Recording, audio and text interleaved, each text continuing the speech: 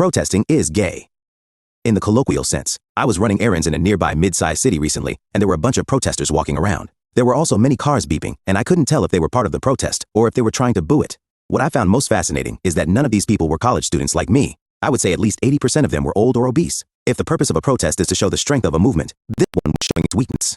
A bunch of old hippies and obesenics waddling around aimlessly like a tour group. Once in a while, you would see one of the plus-size protesters hunched down leaning against a building next to their water bottle or maybe even a snack. The shape of their bodies reminded me of the poop emoji. I had seen student protests on campus. I only saw one before the Israel disaster, and it was a BLM protest. And since then, it has exclusively been Palestine protests. It's fairly obvious that the protest scene on campus is backed by a handful of ethnic student organizations, and that's why they focus mainly on ethnic issues. This one, on the other hand, had no clear mission statement. Some were pro-Palestine, some were pro-immigration, some were anti-Musk, and some were whining about the recent marijuana and smiley face enthusiast who got deported. Some were just vague platitudes, like we must stop the division, whatever that means. I wouldn't be surprised if these people are the same TDS types you see on threads who scream into the abyss about how the 2024 election was rigged. It made me feel an incredible sense of happening watching these people express their apocalyptic visions of the next 4 years, as if Trump was some arch-Gnostic like Cyrus, or Charles Britannia, or Mankar Cameron who wants to blow up the earth. But they've always done this. They're neurotics through and through. They are timid and get scared by everything. They thought George Bush was going to end the world too, probably. Now that Trump is actually breaking certain rules, they're losing their minds and asking their subscribers to start killing Republicans. I have heard many other people say to me that they have noticed protests becoming older and weaker, that young people don't really do it anymore. Maybe they'll riot, but they won't protest. I can think of 2 reasons for why this is the case. Firstly, the political left, the source of most protests, is losing its monopoly on the youth. In much of Europe, the left wing is already mostly associated with old people from what I've heard. Gen Z shifted to the right hard in the 2024 election.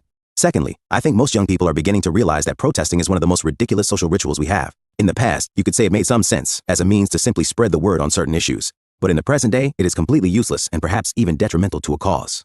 The internet already makes people aware of issues 100 times more efficiently than public protest and doesn't disrupt people's commute to work in the process. So, the opportunity cost of going outside and protesting for 4 hours is terrible, even if you're trying to spread a political message. The obnoxiousness is most pronounced in groups like Stop Oil, who literally sit around in the road and splash paint on famous art pieces in order to protest. Oil? Pretty much everyone I have ever met hates these people, so I think it is safe to assume they are harming the climate cause. But look at how iconic this picture is. Yes, imagine how much of an ego rush these 2 gals felt when getting the media all over their little vandalism project like flies to shit as they waited for the police to come arrest them. People protest in order to virtue signal, or maybe even get famous. It's a way of telling everyone that you're making a difference without actually making a difference. Because really, you probably can't make a difference, and most Americans are unable to accept this. The idea that everyone's opinion matters is a pillar of the democratic illusion, but the more it's accepted, the less it is true. Every time public protest has allegedly furthered a cause in the US, there is a large institutional culprit, which serves as a much better explanation. Most white Americans had negative opinions on Martin Luther King, and this did not change for the better as he became more popular. The civil rights movement didn't win in the streets, it won in the courts, and because of the political interests of the DNC, and because certain leaders were concerned about a potential Soviet-backed black insurgency movement in the American South. But a fairly left-wing burgeoning MSM oligopoly was able to sell these protests to the American people in a way that made them overwhelmingly approve of them decades after they ended.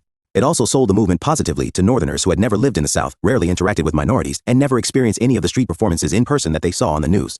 People like to say that the CIA shot MLK because they were just so very racist. But honestly, it was probably a good thing for the civil rights movement. An already unpopular activist with many skeletons in his closet was turned into a martyr. Aside from race, evidence suggests that labor rights probably weren't the result of workers' strikes and other union activities. If racial equality wasn't the product of public protest, LGBT rights certainly weren't. The Supreme Court forced gay marriage onto many American states. Most people, when they can't change something, just adjust to it as the new norm. If they don't, their kids do. It's just the way the world works. When the Supreme Court rules something, it makes an issue a non-issue.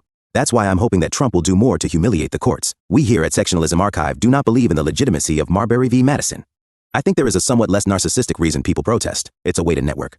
Leftists protest a lot because they are much more picky about hanging out with people of certain political persuasions. Even if you're surrounded by other lefties, say, on an American college campus or in a big city, you might still want to find people who are total activist junkies like you. People who really like kvetching endlessly about politics. In the past, the best way to do this was to go to protests. They function sort of like concerts without a singer or cosplay conventions without the effort.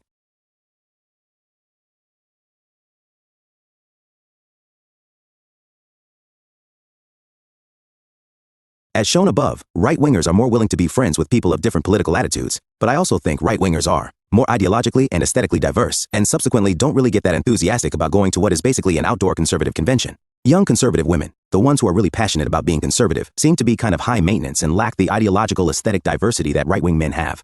But I can't really say for sure. I am a total and utter stranger to the female race. Reader input would be appreciated here. I don't think violent protests work either.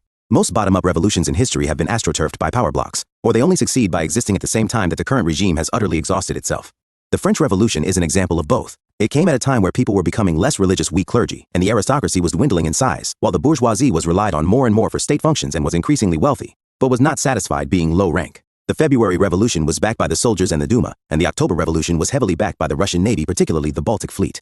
Apartheid didn't end because of protest. It ended because the West put unbearable sanctions on white South Africa, because of old bad blood between the English and Boers, and because of American egalitarian race politics.